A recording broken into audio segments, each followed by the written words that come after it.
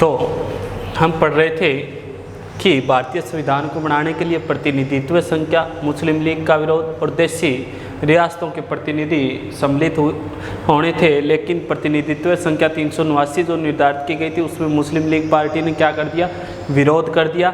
वो पाक के नाम से अलग से संविधान की मांग करने लग गई और देशी रियासतों के प्रतिनिधि हैं उनमें हैदराबाद को छोड़ दें, जैसे कुछ रियासतें थी हैदराबाद, जम्मू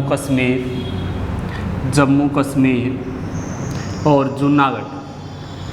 जूनागढ़, ये कुछ रियासतें ऐसी थी जो भारतीय संविधान में सम्मिलित नहीं होना चाहती थी, तो इनको बाद में सम्मिलित किया गया। कहने का मतलब जब अलग अलग से संविधान बन गया था, अपना संविधान बनने के बाद धीरे धीरे सरदार वल्लभ भाई पटेल ने इनको भारतीय संविधान में सम्मिलित किया था।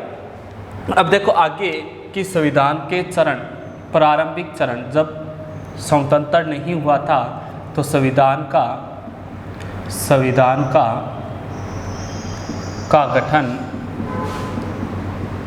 गठन 3 चरणों में हुआ। पूछ ले कि अपना जो संविधान का गठन किया गया था, संविधान सभा का गठन किया गया था, उस संविधान सभा का गठन कितने चरणों में कंप्लीट हुआ या कितने चरणों में बना? तो 3 चरणों में। कितने चरण बताओगे? कि 3 चरण मुख्य थे। बात करें चरणों की तो पहला जो चरण है प्रथम चरण में क्या मुख्य बात थी? पूछ ले कि इसमें सदस्य संख्या 379 निर्धारित की गई थी। कितने सदस्य?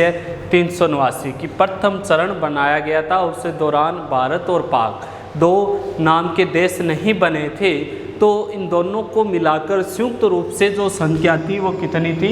379 थी। 379 मानी जाती। दूसरा चरण, अब आपसे पूछ ले प्रथम चरण के बाद दूसरा चरण, इसके बारे में आपसे पूछ ले कि दूसरे चरण में इसमें मुस्लिम लीग पार्टी द्वारा अलग से संविधान की मांग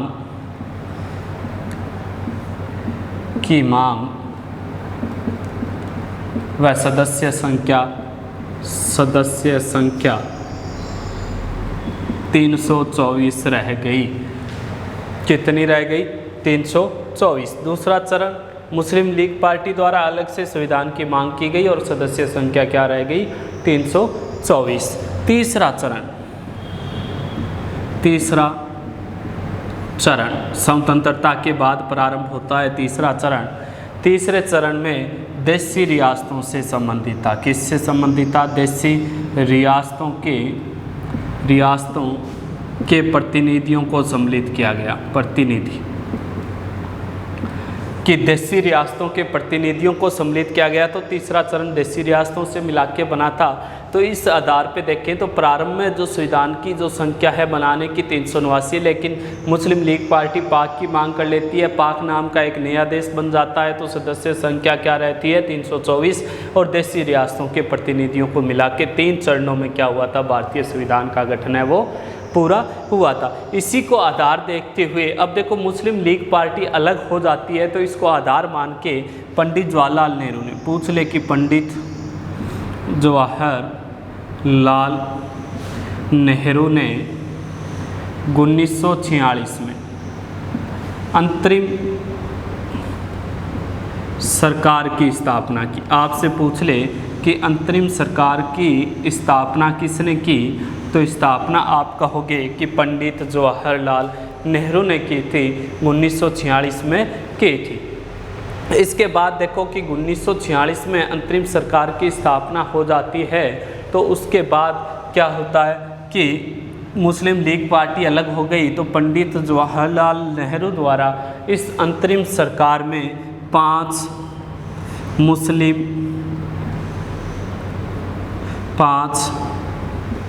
मुस्लिम लीग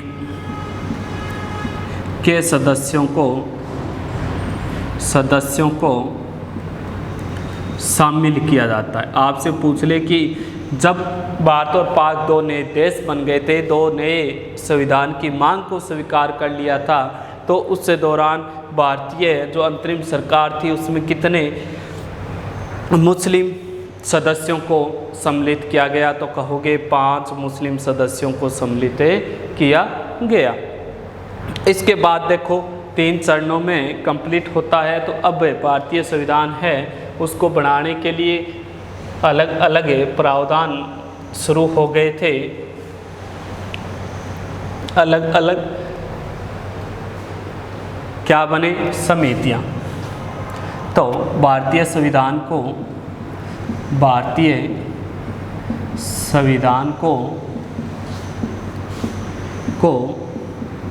बनाने के लिए 8 बड़ी व 15 छोटी समितियों को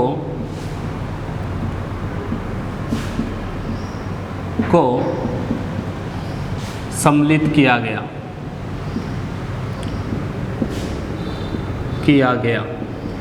कि भारतीय संविधान बनाने के लिए कितनी 8 बड़ी समितियां और 15 क्या थी? छोटी समितियों को शामिल किया गया ताकि भारतीय संविधान बन सके, भारतीय संविधान को बनाया जा सके। तो भारतीय संविधान बनाने के लिए 8 बड़ी और 15 छोटी समितियां थी। कुछ प्रमुख मैं आपको बता रहा हूं, जैसे नियम समिति,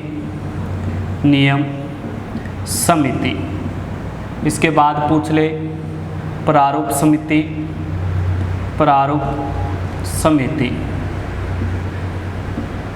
संचालन समिति,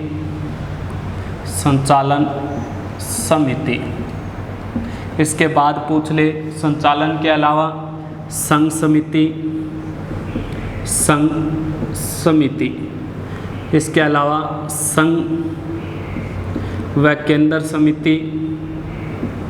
समिति, इसके अलावा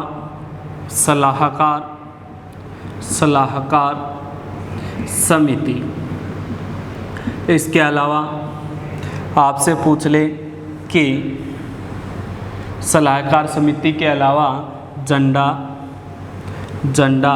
समिति, इसके अलावा मौलिक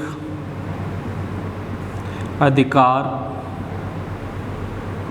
समिति, इसके अलावा उप मौलिक अधिकार समिति, इसके अलावा जैसे बात करें उप मौलिक अधिकार समिति के अलावा आपसे पूछ ले तो कहोगे कि बहुत सारी थी छोटी छोटी ऐसी समितियां बनाई हुई थी। 15 छोटी समितियां थी, 8 बड़ी समिति थी। जैसे नियम समिति का पूछ ले अध्यक्ष किसे बनाया गया? तो अध्यक्ष की बात करेंगे कि अध्यक्ष कौन सा, किस समिति का व्यक्ति अध्यक्ष कौन था? तो नियम समिति की बात करें तो नियम समिति का अध्यक्ष था डॉक्टर राजेंद्र प्रसाद।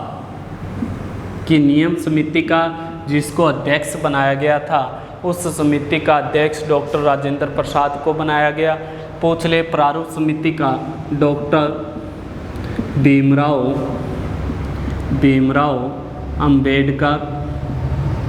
अंबेडकर को बनाया गया।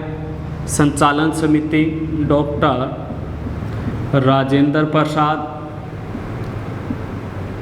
पूछ ले संघ समिति पंडित जवाहरलाल नेहरू। पूछ ले संघ व केंद्र समिति, इसका अध्यक्ष भी पंडित जवाहरलाल नेहरू। इसके बाद पूछ ले सलाहकार समिति कहोगे सरदार वल्लभ भाई पटेल। इसके बाद पूछ ले झंडा समिति का कहोगे कृपलानी। इसके बाद पूछ ले मौलिक अधिकार समिति सरदार वल्लभ भाई पटेल। इसके बाद आपसे पूछ ले कि उप मौलिक अधिकार समिति का अध्यक्ष किसे बनाया गया, जेपी कृपलानी। तो कितनी, जैसे बात करें कि नियम याद ऐसे न रहे तो नियम हमेशा राष्ट्रपति के नाम से लागू होते हैं। तो भारत का प्रथम राष्ट्रपति कौन था, डॉक्टर राजेंद्र प्रसाद के नाम से। पूछ ले प्रारूप की जिसको बनाया था वो था डॉक्टर भीमराव अम्बेडकर। संचालन हमेशा देश का संचालन है वो राष्ट्रपति के नाम से होता है। तो राष्ट्रपति प्रथम कौन था, डॉक्टर राजेंद्र प्रसाद। संघ आपको कहीं भी नाम मिले तो याद रखना, संघ देश का नेतृत्व हमेशा प्रधानमंत्री करता है। तो प्रथम प्रधानमंत्री कौन था, पंडित जवाहरलाल नेहरू। सलाह देने वाला व्यक्ति इन सभी को वो था सरदार वल्लभ भाई पटेल। और झंडा समिति को प्रमुख अध्यक्ष जेपी कृपलानी को बनाया गया। मौलिक अधिकार को बनाने वाला सरदार वल्लभ भाई पटेल था। उप मौलिक अधिकार 7 देने वाला जेपी कृपलानी था। तो ये प्रमुख समितियां बनाई गई थी भारतीय संविधान को बनाने के लिए। 8 बड़ी और 15 छोटी समितियों का निर्माण किया गया। अब हम बात करेंगे कि भारतीय संविधान बनाने के लिए बैठकों का आयोजन। प्रथम बैठक 9 दिसंबर 1946 को नई दिल्ली संसद भवन दिल्ली में सोमवार को सुबह 11 बजे। आपसे पूछ ले कि भारतीय संविधान सभा जब संविधान बढ़ाने के लिए प्रथम बार एकत्रित हुई थी तो वो हुई थी 9 दिसंबर 1946 को। कि 9 दिसंबर 1946 को जितने भी प्रतिनिधि थे जनता द्वारा चुने हुए या देशी रियासतों से आए हुए जितने भी लोग थे वो संसद भवन में सुबह के 11 बजे एकत्रित होते हैं। और जब कोई व्यक्ति एकत्रित होता है, कहने का मतलब है कि आप भी क्यों ना एकत्रित हों, या जितनी भी क्लासें लगती है, जब आपकी सामूहिक क्लासें लगती है ऑफलाइन, अब जब आपकी क्लासें लगती है उस दौरान लाइव भी होती है वो, तो उस दौरान अगर आप वहाँ एकत्रित होते हो तो आपको रोकने के लिए कोई ना कोई व्यक्ति चाहिए, कोई ना कोई अध्यक्ष चाहिए। तो उसी प्रकार इसको भी संचालन करने के लिए कोई ना कोई व्यक्ति चाहिए था। तो प्रथम अस्थायी अध्यक्ष पूछ ले आपसे किसे बनाया गया था, तो सच्चिदानंद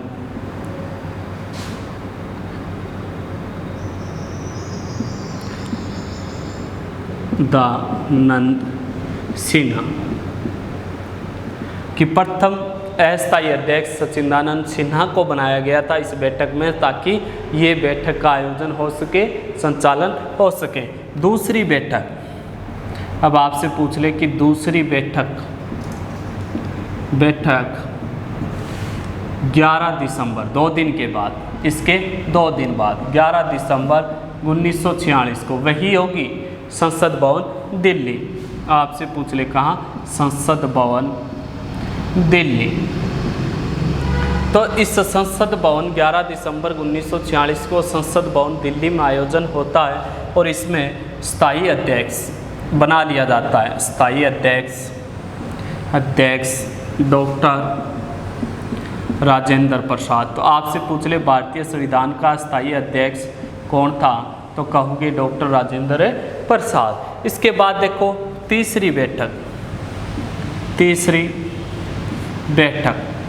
बैठक 2 दिन के बाद 13 दिसंबर 1946 को 13 दिसंबर 1946 को होती है। इसमें पूछ ले आपसे कि प्रस्तावना रखी गई थी, भारतीय संविधान की प्रस्तावना कौन सी बैठक में रखी जाती है।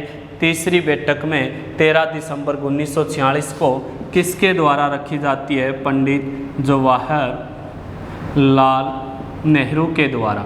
किसने रखी थी? पंडित जवाहरलाल नेहरू ने प्रस्तावना रखी थी और इस प्रस्तावना का मूल उद्देश्य था कि भारत का जो भी संविधान बनेगा उसकी एक छोटी सी जो झलक होगी, जिसको आप छोटे सी सारांश में अध्ययन कर सकते हो, उसकी मुख्य जो बातें हैं वो प्रस्तावना में निहित होगी ताकि हर व्यक्ति इसको पढ़ सके। पंडित जवाहरलाल नेहरू ने प्रस्तावना, इस प्रस्तावना को आपसे पूछ ले, इस प्रस्तावना को 22 जनवरी 1947 को अपनाया गया।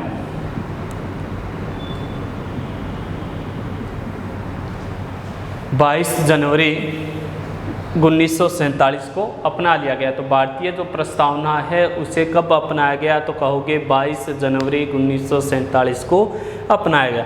इस आधार पे प्रथम बैठक 9 दिसंबर 1946 को, द्वितीय बैठक 11 दिसंबर 1946 को, तीसरी बैठक 13 दिसंबर 1946 को आयोजन होती है। अब देखो आगे कि जो प्रारूप समिति बनाई गई थी, मुख्य थी, उस प्रारूप समिति का कार्य था कि अलग अलग जो विद्वान थे वो नियम या किसी भी देश के संविधान का अध्ययन करने के बाद उनके जो नियम लेके आते थे उनका अध्ययन करना। तो प्रारूप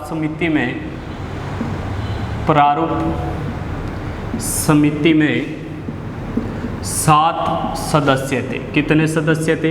7। आपसे पूछ ले कि जो प्रारूप समिति थी उस समिति में कुल कितने सदस्यों को सम्मिलित किया गया? तो कहोगे 7 सदस्यों को सम्मिलित किया गया। 7 सदस्यों की बात करें तो इसका अध्यक्ष मैंने पहले ही आपको बता दिया है, अध्यक्ष था डॉक्टर भीमराव अंबेडकर। भीमराव अंबेडकर इसका अध्यक्ष था।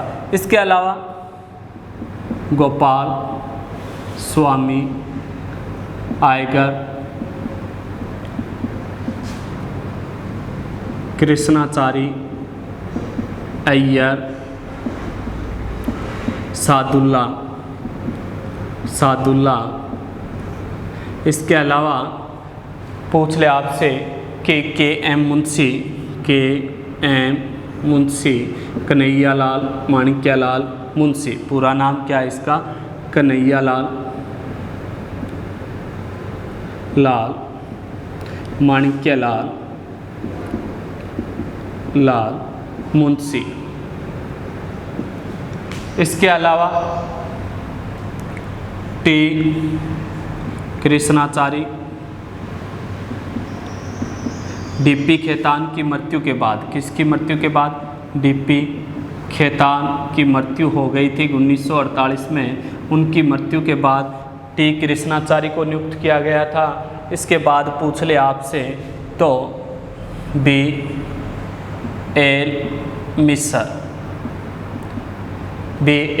मिश्र। तो ये प्रारूप समिति के सदस्य थे। 7 डॉक्टर भीमराव अंबेडकर इसका अध्यक्ष था। गोपाल स्वामी आयगर, कृष्ण स्वामी अय्यर। आयगर गोपाल स्वामी एक था, अय्यर सादुल्ला एकमात्र मुस्लिम व्यक्ति था। के.एम. मुंशी कन्हैयालाल माणिक्यलाल मुंशी। डीपी खेतान की मृत्यु हो जाती है 1948 में, तो टी कृष्णाचारी और B.L. मिश्र को नियुक्त किया गया था। इसके बाद पूछ ले आपसे कि जो अपनी संविधान है, हमने पढ़ा था कि बैठकों का आयोजन हो गया। तो अब देखो संविधान की कुल बैठकें, संविधान की कुल बैठकों का आयोजन 166 हुआ था। कितनी बैठकें आयोजन हुई थी? 166 की 166 बैठकें बनाई गई थी। 166 बार एकत्रित हुए थे और 114 दिन बहस हुई थी। कितने दिन बहस हुई थी? 114 दिन बहस की। भारतीय संविधान बनने के लिए 114 दिन बहस हुई थी। 166 बैठकों का आयोजन हुआ था। 166 बैठकें हुई थी। इसके बाद पूछ ले कि 2 वर्ष 11 माह 18 दिन लगे थे। भारतीय संविधान को बनाने के लिए कितने? 2 वर्ष 11 माह है, 18 दिन में बन के तैयार हो गया। 395 अनुच्छेद थे। अब आपसे पूछ ले कितने अनुच्छेद थे? 395 अनुच्छेदों को सम्मिलित किया गया। 8 अनुसूचियाँ थी जिस दौरान बना था, उस दौरान की बात कर रहे हैं। कितनी अनुसूचियाँ? 8 और 22 क्या थे? भाग। तो वर्तमान में 395 अनुच्छेद हैं, लेकिन अनुसूचियाँ कितनी हो गई है? 12। तो भाग कितने हैं? वही 22। तो आपसे पूछ ले कि संविधान की कुल बैठकें कितनी हुई थी? 166 बैठकों का आयोजन हुआ था। पूछ ले कितने दिन बहस चली थी? 114 दिन बहस चली थी। 2 वर्ष 11 माह 18 दिन में बन के तैयार हो गया। इसका मतलब है कि कब बन के तैयार हो गया था? आपसे पूछ ले 26 नवंबर 1949 को। कब बन के तैयार हो गया था? 26 नवंबर 1949 को अपना संविधान है वो बनकर तैयार हो गया था। कब? 26 नवंबर 1949 को अपना संविधान बन गया था और लागू किया गया था इसे 26 जनवरी 1950 को। इसी दिन लागू करने के कारण हम बनाते हैं गणतंत्र दिवस। क्या बनाते हैं? गणतंत्र दिवस 26 जनवरी। आपसे पूछ ले कि 26 नवंबर 1949 को बना था। 395 अनुच्छेद, 12 वर्तमान में 12 अनुसूचियाँ, जिस दौरान बना था उस दौरान 8 अनुसूचियाँ, 22 भाग और वर्तमान में भी 22 भाग। खर्च पूछ ले कि संविधान को बनाने के लिए कुल खर्च कितना किया गया था? तो कुल खर्च आप कहोगे कि भारतीय संविधान को बनाने के लिए लगभग 64 लाख रुपए खर्च। कितने? 64 लाख। वैसे तो 63,996 रुपये। तो लगभग कितने? कि 64 लाख रुपए खर्च किए गए थे भारतीय संविधान को बनाने में। अब आपसे पूछ ले कि भारतीय संविधान को बनाने में कुल बैठकें कितनी हुई? 166। 114 दिन बहस चली। 2 वर्ष 11 माह 18 दिन में 395 अनुच्छेद 26 नवंबर 1949 को बन के तैयार हो गया और 26 जनवरी 1950 को लागू हो गया। खर्च लगभग 64 लाख। तो आगे वाली हम पढ़ेंगे कि कितने कौन कौन से मुख्य सदस्यों ने संविधान को बनाने में अपना महत्वपूर्ण योगदान दिया था। आगे पढ़ेंगे हम। उसके बाद पढ़ेंगे कि किन किन कांग्रेसी थे, गैर कांग्रेसी थे, या महिलाएं कितनी थी, कितनी बार भारतीय संविधान का वाचन किया गया, और इसके बाद वाचन होने के बाद सर्वप्रथम हस्ताक्षर किसने किए, उसके बाद हस्ताक्षर किसने किए। हस्ताक्षर होने के बाद हम पढ़ेंगे कि कितने अनुच्छेदों को लागू कर दिया गया था उस दौरान। जो 3 वाचन हुए थे उनमें कितने अनुच्छेद लागू हो गए थे, या 3 वाचन क्यों हुए। 3 बार पढ़ा गया था इसकी प्रतिलिपियों को। इसके बाद पूछ ले आप हम पढ़ेंगे कि भारतीय संविधान के स्रोत कितने प्रकार के होते हैं? 2 प्रकार के। एक तो होता है जन्मजात स्रोत और एक है विदेशी स्रोत।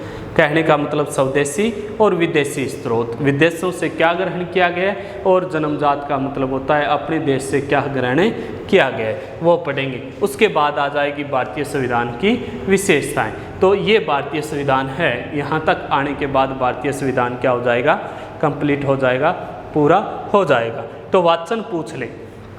थोड़ा सा और बता देता हूँ मैं आपको कि संविधान का वाचन कितने भारतीय संविधान का वाचन, भारतीय संविधान का वाचन 3 बार हुआ। 3 बार कि भारतीय संविधान को कितनी बार पढ़ा गया था? 3 बार पढ़ा गया था। और 3 बार पढ़ा गया था तो प्रथम वाचक कर्ता कौन था, कि सबसे पहले पढ़ने वाला व्यक्ति कौन था। तो पूछ ले कि जिसके याद में हम शिक्षक दिवस बनाते हैं, डॉक्टर सर्वपल्ली राधाकृष्णन। सर्वपल्ली राधाकृष्णन। तो कितनी बार पढ़ा गया है कि भारतीय संविधान को 3 बार पढ़ा गया था। पूछ ले कि पढ़ने वाला पहला व्यक्ति था डॉक्टर सर्वपल्ली राधाकृष्णन। तो यहाँ तक हमने पढ़ा भारतीय संविधान, तो आपको मैं आशा करता हूँ कि समझ में आया होगा और साथ साथ में आपने नोट भी किया होगा।